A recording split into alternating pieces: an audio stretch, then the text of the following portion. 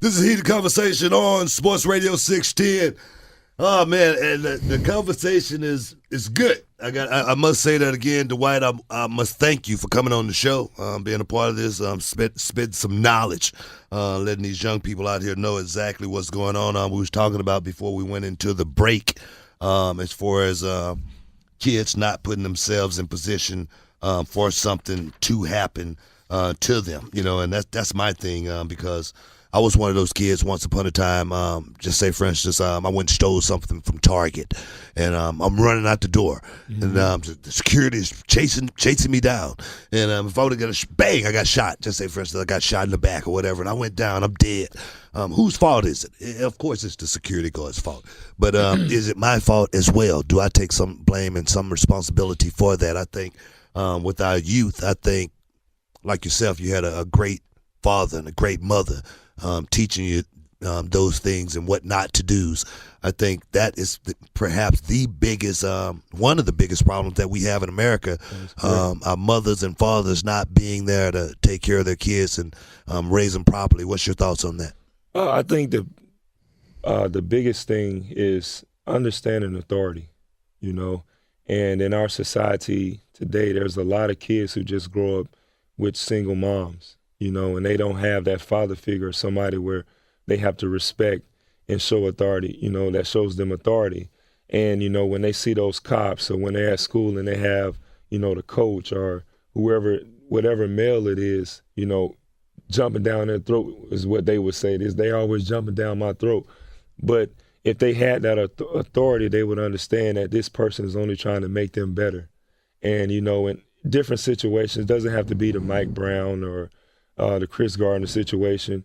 But when a kid or an adult, sees a cop, the first thing they do is think about what we're taught in the streets, pump the police, or when we're at school and, we have some authority and they tell us to sit down, we always want to reject that authority and do what we want to do. And 9 times out of 10, that's what gets us in trouble.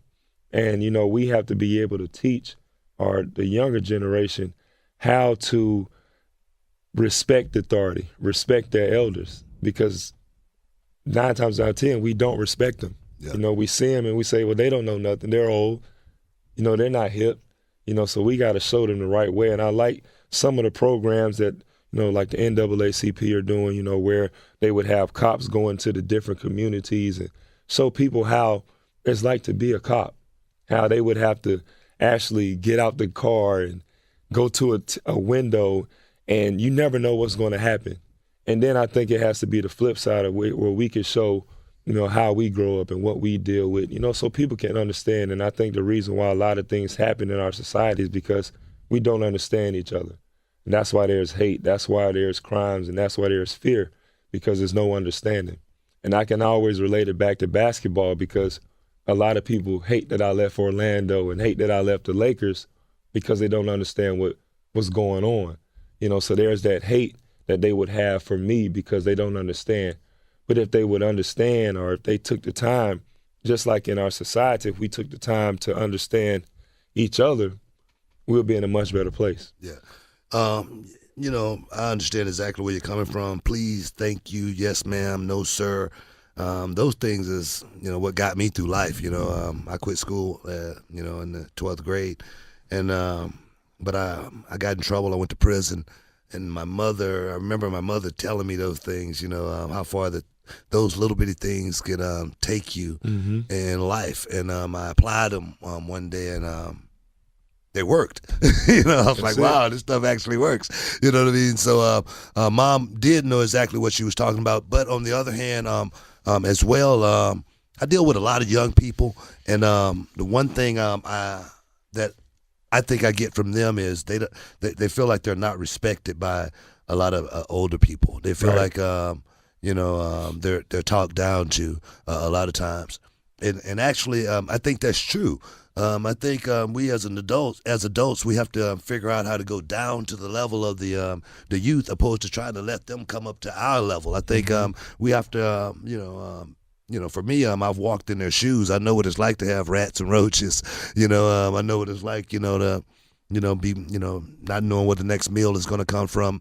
But I do know how to overcome how I've overcome that as well. You can't blame your past for your future. Right. You got to go out there and make that change yourself. You cannot, just be locked into that block just because the family before you was locked into that block. You got to figure out how to change it. And I think that's what I did very well. But I tell you, what do you think we're gonna have to do to solve that problem?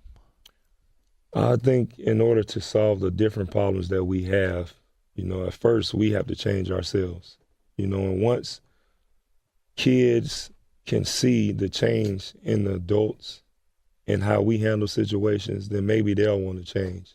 But we can't expect them to change if we're doing the same things that we do. Yeah. And me being a role model, even in high school, I would watch how the kids would do everything that I did. And then they could relate to it because they're seeing me do it. And it was just little things. Like if I walked around with my shirt untucked at school, all the kids would do it. Yeah. And then all the older kids would say, well, you ain't got your shirt untucked. Why I gotta tuck mine in? Yeah. So once I start, changing the way I did things, now all those kids start changing the way they did things. So I think in order for us to do that, we have to be the change first.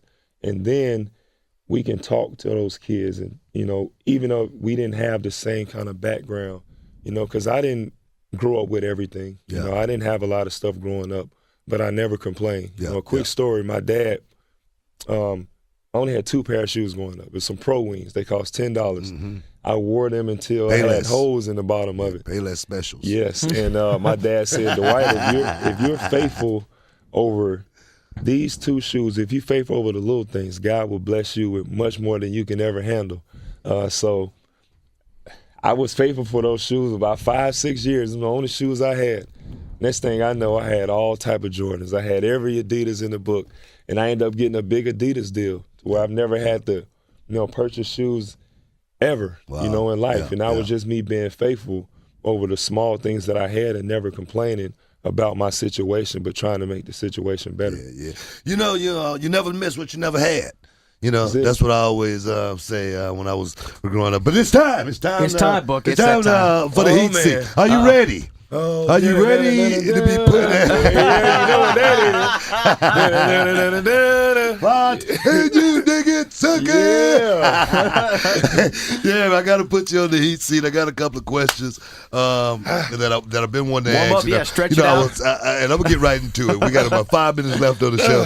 But I went on the internet and I saw, a bunch of images of Dwight Howard. And every one of those images was a smile. He was having fun. And I was just wondering, why do you smile so much? Even in the heated moments of the games, you're still smiling. I'm smiling because I have life. And my mom always told me, never let anybody steal your joy. So I'm always going to smile. I'm always going to have that big smile on my face, is letting everybody know no matter what you do, you can hit me, you can push me, you can poke me. You're not going to steal my joy. Speaking of picking and poking. You might set yourself up on that Yeah, one. exactly. You threw that out there. I was reading, you were a big admirer of Kevin Garnett because he made that switch, and went straight, to the pros. And I saw you get into a scuff with him. And, it got heated there for a minute. I want to know, have you ever really been in a real fight? I have, but just a couple. And that situation right there, I had to breathe. Ooh, he was like this. Ooh. And I saw him. I want to get him. It was just so funny because I'm like, this is not, who, Kevin Garnett is. He's a great person. Yeah. And, he's inspired me to become the player that I am. And, in the heat of the moment, anything can happen. But, I started thinking about what would happen if I would actually punch this guy. My team would lose me. I would lose money. And all the kids that watch me, they'd be like, he's supposed to be this great role model, and he's doing the wrong thing. So exactly. I had to do the right thing and open my hand up.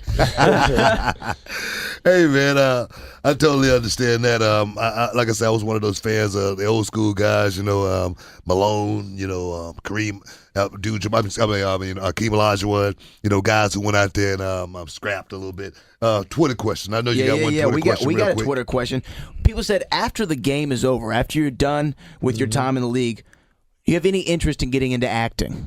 Yes, I do. Actually, I've started now because I don't want to wait till I'm done, to get into that kind of stuff. But I've done, a couple shows. I love to do voiceovers. I've been on a lot of different shows. Sweet Life on Deck was the first Disney show that I've been on. I was on Liv and Maddie.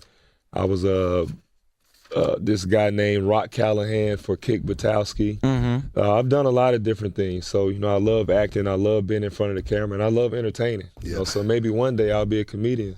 Do you, the question, the game of basketball, do you look at the game like it's a game or like it's a job? I look at it as just something I love to do. Something I love being. You do it for free. Would I do it for free? My mama said if you do something good, you don't do it for free. Well, I always say if you do something good, you ain't got to worry about a check in the mail. That's the way it just happens like that. So, do you look at it like a job or do you look at it like a game? It's a game.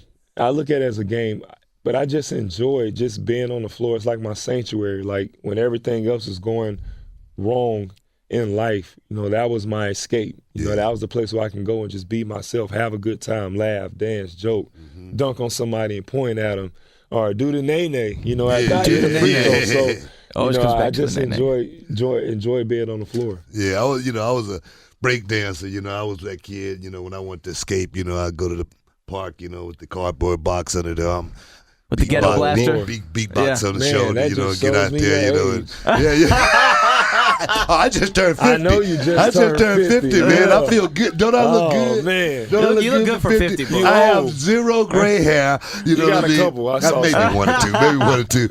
But no, I want to thank you, man, for coming in and sharing your story, being a part of the Heated Conversation. Let me put you on the heat seat. Yes, sir. Perhaps saving some kid's life out there, changing some kid's life. Changing America, that's what we do. We are role models, and I want to say you are a role model. You are a role model to me. And like I said, I just turned 50 years old. Again, I want to thank you for coming in on the Heated Conversation here on Sports Radio 610. It's been on like a steaming pot of neck bones. I want to thank the listeners for listening and then being a part of this. And guys, join me next week because it's going to keep on rolling. We out. Oh, like a steaming pot of neck bones.